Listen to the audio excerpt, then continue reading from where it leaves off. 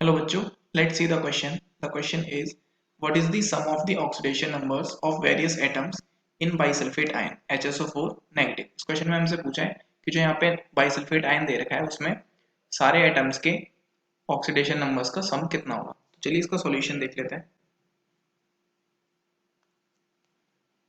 अगर हम बात करें इस क्वेश्चन के की कॉन्सेप्ट की, तो यहाँ पे की कॉन्सेप्ट क्या हो जाएगा, यहाँ पे की कॉन्सेप्ट हो जाएगा ऑक्सीडेशन नंबर। ऑक्सीडेशन नंबर, अब देखो ऑक्सीडेशन नंबर क्या होता है। So simply the number of electrons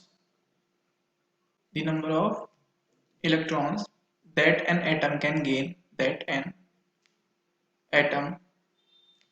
gain, or lose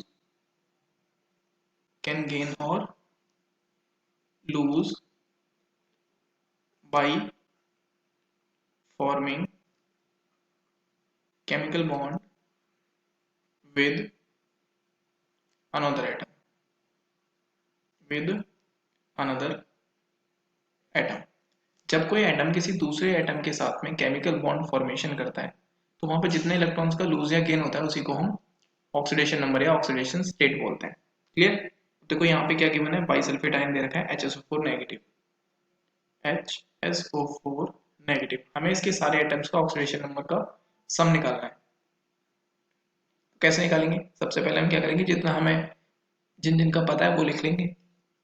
देखो यहाँ से हमें पता है ऑक्सीजन का कितना होता है, ऑक्सीजन का होता है -2, ओके। हाइड्रोजन का होता है +1, एंड क्योंकि यहाँ पे सल्फर गिवन है तो सल्फर का हम यहाँ से कैलकुलेट कर लेंगे। कैसे कैलकुलेट करते हैं, जिसका हमें काउंट करना होता है उसको लेट कर लेते हैं x।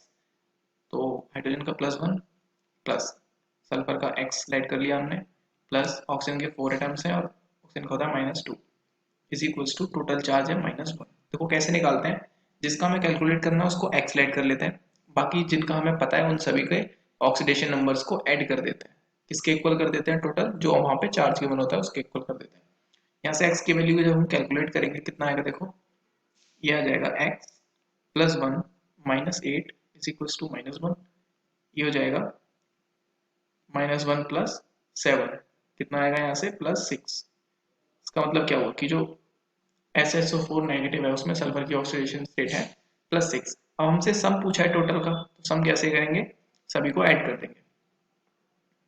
+1 +6 -2 कितना आएगा, यहाँ से प्लस का 5 आ जाएगा, तो जो सम होगा वो आ जाएगा +5। So this is the right answer. I hope you understood well. Best of luck.